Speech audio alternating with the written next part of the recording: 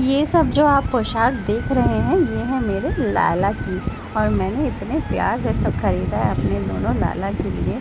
और वस्त्रों के साथ साथ मैंने आभूषण भी ख़रीदे हैं उनके लिए। तो जय श्री राधे दोस्तों, कैसे हैं आप सब।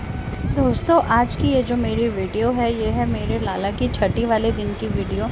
और मैं किसी वजह से डाल नहीं पाई थी, सो आज डाल रही हूँ। ये देखिए मेरा छोटा वाला लाला कितना सुंदर लग रहा है। और ये है मेरे माधव। और छठी वाले दिन मैंने क्या क्या किया, मैं किस तरह से अपने दोनों लाला की छठी करती हूँ, उसी की वीडियो मैंने आप सबके साथ ही मैं शेयर कर रही हूँ। सबके यहाँ का कल्चर अलग अलग होता है हर फेस्टिवल को सेलिब्रेट करने का। और हमारे यहाँ किस तरह से छठी मनाई जाती है वो मैं शेयर कर रही हूँ। हमारे यहाँ का एक ये ट्रेंड है कि जन्माष्टमी से लेके छठी वाले दिन तक हमारे जो लड्डू गोपाल होते हैं वो झूले पर ही विराजमान होते हैं। और छठी वाले दिन उनको झूले पर से उतार के उनके सिंहासन पे विराजमान किया जाता है। तो 6 दिन में मेरे लाला की कमर हाथ पैर इतने दर्द हो जाते होंगे, मैं ऐसा फ़ील करती हूँ। तो ये देखिए मैं बहुत अच्छे से अपने लाला की घी से मालिश करती हूँ। घी से मालिश तो सभी के यहाँ होती है, लेकिन मैं बहुत अच्छे तरीके से अपने लाला के हाथ पैर की मालिश करती हूँ, कमर की मालिश करती हूँ, हाथ पैर दबा भी देती हूँ कि दर्द हो रहे होंगे। मेरे लाला इतने दिनों से झूले पर ही बैठे हुए हैं। और सबसे पहला काम जो होता है छठी वाले दिन वो यही होता है। धीरे धीरे मैं इनके धीरे से बिल्कुल वस्त्र और आभूषण हटा के पहले मैंने किया अपने माधव की मालिश, और अब मैं करने जा रही हूँ अपने गोविंद की मालिश। और ये देखिए मेरे बड़े वाले लाला जो गोविंद हैं कितने खूबसूरत हैं, मेरी ही नज़र ना लग जाए कहीं। मैं तो मेरा मन करता है कि बस दिन भर इन्हीं को देखती रहूँ। तैयार करने के बाद इतने सुंदर लगते हैं, बहुत ही सुंदर। मैं तो बस दिन भर बलैया लेती रहती हूँ अपने दोनों लाला की। और बहुत धीरे धीरे से मैं इनका काम करती हूँ, बिल्कुल भी जल्दबाजी नहीं मचाती हूँ। मुझे लगता है कि छोटे से हैं, कहीं लग ना जाए, कहीं इनको कहीं चोट ना लग जाए। और मालिश के लिए जो घी होता है वो गाय का घी होना चाहिए। गाय के घी से ही लाला की मालिश की जाती है। और मैंने अपने दोनों लाला की मालिश की। और एक चीज़ और की, जैसे कि मालिश के बाद लाला को दूध में डुबकी लगाई जाती है, तो वो अपने अपने तरीके से लोग करते हैं। अगर कुछ लोग दूध में डुबकी नहीं लगवा पाते हैं तो दूध से स्नान करवा देते हैं। ये ज़रूरी होता है, या तो आप स्नान करवा दीजिए या फिर डुबकी लगवा दीजिए। तो मैं देखिए मैं डुबकी नहीं लगवाती हूँ, इसलिए मैं दूध से स्नान करवा देती हूँ अपने दोनों लाला को। दोस्तों जितने उत्साह से हम जन्माष्टमी मनाते हैं लड्डू गोपाल की, उतने ही उत्साह से हम कान्हा जी की छठी भी मनाते हैं। और छठी के लिए भी हम लोग उतने ही उत्सुक होते हैं। और ये देखिए मेरे लाला की मालिश हो गई है दोनों लाला की। और अब मैं करवाने जा रही हूँ स्नान। और ये सब जो मैं कर रही हूँ वो मैं कर रही हूँ दिन के समय 12 बजे के बाद ही, क्योंकि स्नान कराया जाता है छठी वाले दिन। तो देखिए मैंने सबसे पहले थाली रखी जिसमें मैं विराजमान करूँगी अपने दोनों लाला को। और उसमें सबसे पहले मैंने रखा तुलसी मैया को। मैं डेली ही यही करती हूँ, डेली मैं जब भी स्नान करवाती हूँ मैं उनकी थाली में सबसे पहले तुलसी मैया को विराजमान करवाती हूँ। और सबसे पहले तो मैंने करवाया शुद्ध जल से स्नान, और उसके बाद मैं करवा रही हूँ दूध से स्नान। और छठी वाले दिन की जो पूजा होती है वो शाम के समय होती है।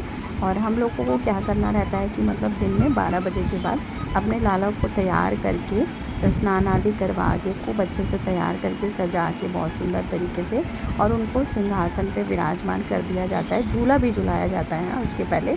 और छठी वाले दिन तो बहुत ही ज़्यादा महत्व है झूला झुलाने का। आप जन्माष्टमी में भले ही झुलाइए या ना झुलाइए, लेकिन छठी वाले दिन झूला ज़रूर झुलाया जाता है। और दूध से स्नान कराने के बाद मैंने कराया गंगा जल से स्नान। और गंगा जल से स्नान कराने के बाद मैंने थोड़ा सा फिर से शुद्ध जल से भी स्नान करवा दिया। और इसके बाद देखिए मैं अपने दोनों लाला को मैंने अच्छे से पोंछ लिया। पहले मैंने अपने छोटे वाले लाला को पोंछा, और पोंछने के बाद मैं जो डेली जो मैं करती हूँ उसके बाद मैं सबसे पहले देती हूँ उनको इत्र सेवा। पूरे उनके जो शरीर है उस पर मैं इत्र से खूब अच्छे से मालिश कर देती हूँ। और देखिए जैसे हम लोग नहाने के बाद हम लोग भी तो क्रीम बॉडी लोशन वगैरह लगाते हैं, वैसे ही हमारे जो कान्हा जी हैं उनको इत्र बहुत ज़्यादा पसंद है। इत्र सेवा उनकी ज़रूर करनी चाहिए। और इत्र सेवा करने के बाद मैंने पहनाए अपने लाला को बहुत ही सुंदर वस्त्र। और और इस ड्रेस में तो मेरे छोटे वाले लाला इतने सुंदर लग रहे थे, बहुत ज़्यादा खिल रही थी उनके ऊपर ये ड्रेस। क्योंकि छठी में एक तो पीले वस्त्र का ही बहुत महत्व है, पीले वस्त्र ही पहनाए जाते हैं। और मैंने वस्त्र पहनाने के बाद पहले अपने माधव को बैठा दिया, क्योंकि मेरे गोविंद भी इंतज़ार में थे कि मैया कब मुझे पोंछेगी और कब मुझे पहनाएगी वस्त्र। इसलिए मैंने बाकी का जो श्रृंगार था वो मैंने थोड़ा रुक के किया दोनों का एक साथ, क्योंकि मेरे गोविंद तब से ऐसे ही बैठे हुए थे, इंतज़ार कर रहे थे। तो मैंने गोविंद को भी ऐसे ही खूब अच्छे से पोंछती हूँ मैं, कान वान के पास से बहुत अच्छे से मैंने पोंछा। और पोंछने के बाद मैंने पहना दिए वस्त्र। और ये मेरे लाला ने ऐसी शैतानी करी मेरे साथ कि मैं इत्र लगाना ही भूल गई गोविंद को। कभी कभी ये दोनों मेरे साथ ऐसे शैतानी करते हैं कि कुछ चीज़ें मैं भूल जाती हूँ रख के, बहुत देर तक ढूंढती रहती हूँ। फिर मैं इन दोनों से बोलती हूँ कि लाला बताओ कहाँ है, तुम लोग शैतानी कर रहे हो मेरे साथ, और फिर एकदम से वो मिल जाती है। तो वैसे ही मैं उस समय देखिए मैं नहीं इत्र लगा पाई, तो मैंने कपड़े पहनाने के बाद इत्र लगाया बहुत अच्छे से। और फिर उसके बाद मैंने उनके वस्त्रों पे भी इत्र लगा दिया। जैसे हम लोग परफ्यूम लगाते हैं वैसे ही मैंने वस्त्रों पे भी इत्र लगाया। और इत्र सेवा के बाद मुझे लगता है कि मेरे लाला को बहुत अच्छा लगता है, बहुत खुश होते हैं। और इत्र सेवा के बाद फिर मैंने धीरे धीरे करके किया इन दोनों का श्रृंगार। और श्रृंगार करने के बाद इतने खूबसूरत ये लग रहे थे कि मेरा मन ही नहीं कर रहा था कि इनके सामने से मैं हटूँ। बहुत धीरे धीरे मैं दोनों लाला का काम करती हूँ। धीरे से मैंने कान वाले पहनाए, और कान वाले पहनाने के बाद इतनी सुंदर माला जो है मेरे लाला की, मैंने माला पहनाई। और बस बहुत ही प्रेम से सजाती हूँ दोनों को।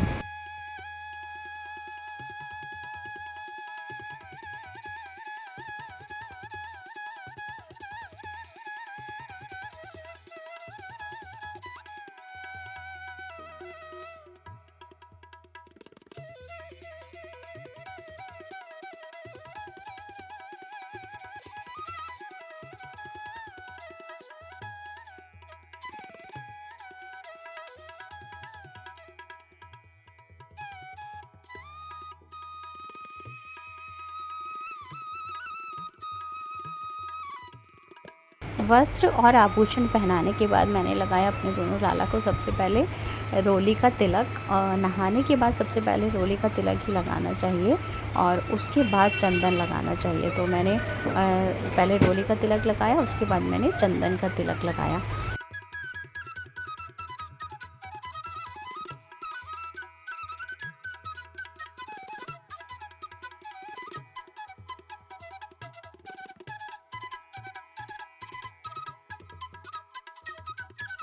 और उसके बाद मैंने बाल लगाने के बाद मैंने लगाया मुकुट। और मुकुट लगाने के बाद हो गया मेरे दोनों लाला का श्रृंगार पूरा। और मुकुट लगाने के बाद इतने सुंदर लगते हैं दोनों। ये देखिए कितने सुंदर मेरे माधव लग रहे हैं, पीले रंग में इतने ज़्यादा खिल रहे हैं, बहुत ही सुंदर। ये वस्त्र भी सोचिए कि माधव ने पहना है, तो वस्त्र भी इतने खूबसूरत लग रहे हैं। और ये देखिए ये है मेरे गोविंद, और इनको देख के तो बिल्कुल ऐसा लगता है कि जैसे ये मेरी राधा रानी है और ये मेरी लाडली जी हैं। और आप लोग प्लीज़ नज़र ना लगाइएगा मेरे दोनों लाला को। और दोनों लाला को सजाने के बाद, पूरा श्रृंगार करने के बाद मैंने बिठाया झूले पे और मैंने दोनों को झुलाया, बहुत ही प्रेम से झूला। और झूला झुलाते समय ये दोनों लगता है कि इतने खुश हैं और इतना अच्छा लगता है। मुझे भी लगता है कि मैं बहुत देर तक झूला झुलाती रहूँ, बस बैठी रहूँ। झूले पे बैठ के इतने खूबसूरत दोनों लग रहे थे। और मैंने उनकी बांसुरी भी उनको दे दी।